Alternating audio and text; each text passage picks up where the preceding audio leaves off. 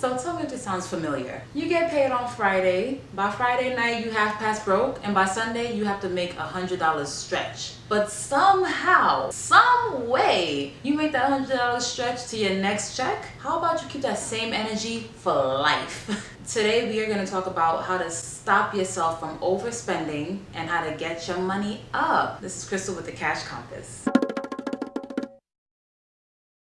So you may or may not have already started on the steps that I talked about in my budgeting part 1. And if you haven't seen that, stop right here and go watch it. I'll put it right here.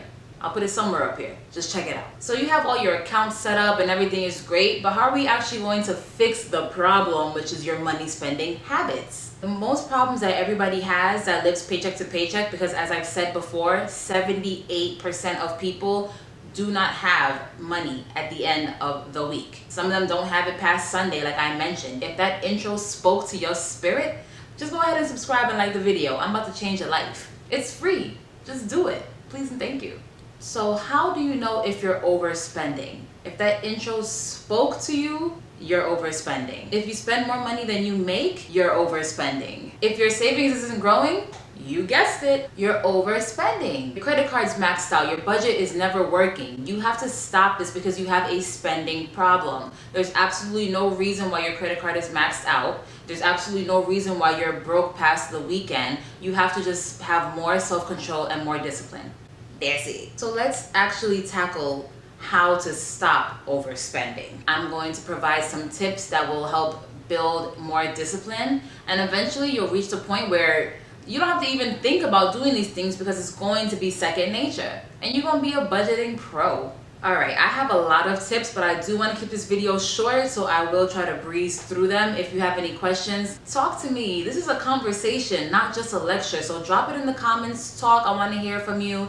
Let me know. The first way to stop overspending is to really factor in how much you're spending, whether you want to calculate it in dollars or in hours that you're working. Because let's face it, most of us have a 9 to 5, so we're able to quantify how many hours we're working to buy something. Let's say, for example, you have something that costs $100 and you want to buy it. If you make $10 an hour, that's 10 hours of work. Is whatever you're buying really worth 10 hours of labor? If you were to go to work and work 10 hours and your boss handed you that purse, handed you that foundation, handed you those sneakers after a whole 10 hours of work, would you be happy or would you be upset? If you are upset, that means you probably don't need it and you probably should not buy it.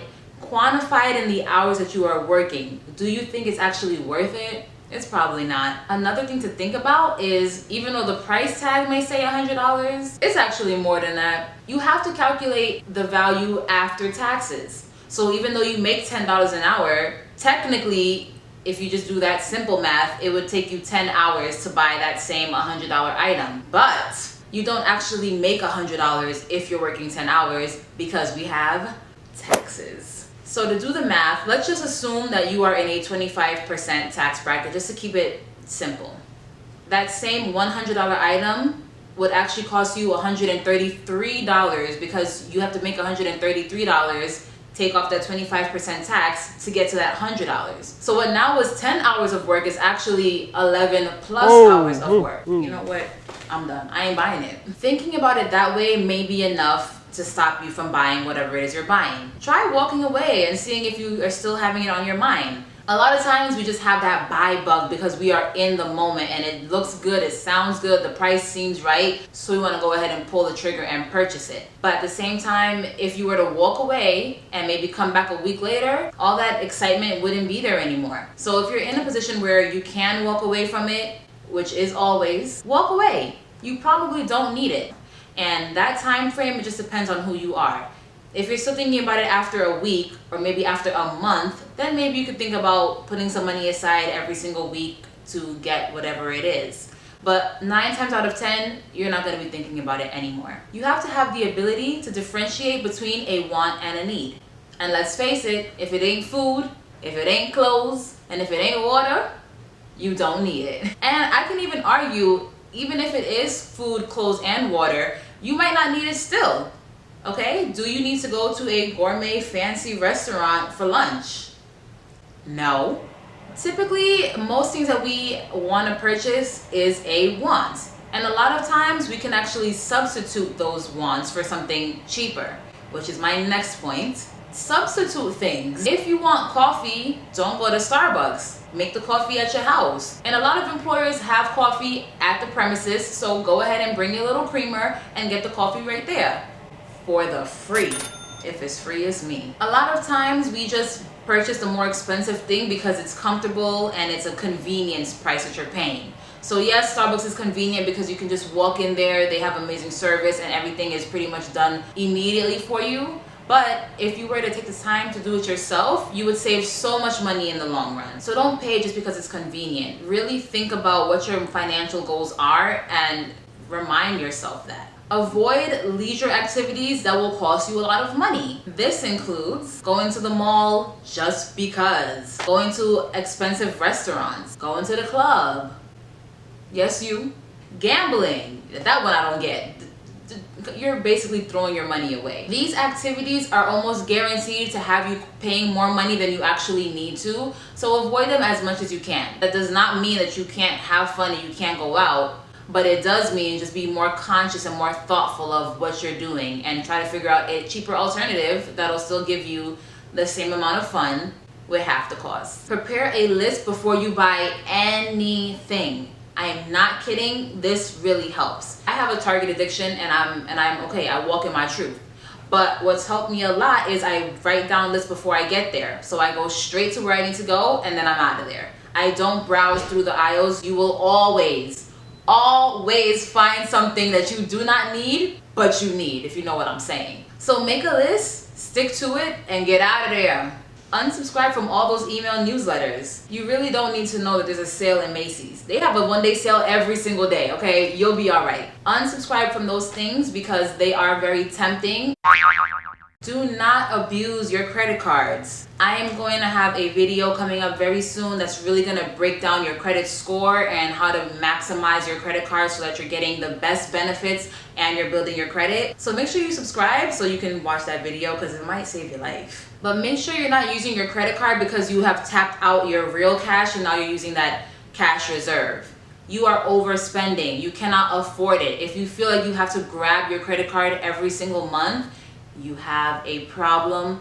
It's okay. We all been there. Just admit it so we can move forward. What you have to remember is every month that you go without paying your full balance, anything you've purchased is now increasing in price. That $10 thing you purchased, maybe after the year will end up being $15 because the interest rates on these credit cards are ridiculous. So make sure you keep that in mind when you are carrying balances on your credit card because you're spending more money that you don't even have to begin with. Keep your goals in the forefront of your mind. When you're out and you see that new Fenty beauty collection and you're thinking, man, I have got to buy that turquoise lipstick. Remind yourself of what your goals are. Do you really want to line Rihanna's pockets? No, I don't. I need to save. Sometimes just having that friendly reminder of, okay, I am trying to save $100. I'm currently negative because I've been spending money that I don't have. So let me put this down and I'll buy it another day. The last tip I have is to track your net worth. It's very, very motivating and encouraging when you see that your savings is going up and your debt is going down. It feels good, and sometimes just seeing that is enough to keep you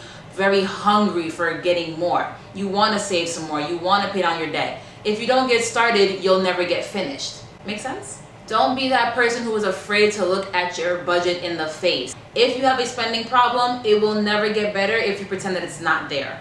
It's there. And it's screaming at you. In order to track your net worth, you can use certain apps that'll track what your credit card debt is, what your savings is. Maybe right now you're in the negatives because you don't have any savings and all your credit cards are maxed out, so you might be in a negative $10,000, just throwing a number out there. But as you keep on paying and as you keep on being very diligent and very intentional in your spending, you'll see that come up. And eventually you'll be in the positives. And that will motivate you and make you so much more conscious. So do that. Do it now. Leave the video. Alright, that's all I got. If you like this video, then like this video. I know and I'm very confident that if you do, you're gonna save $1.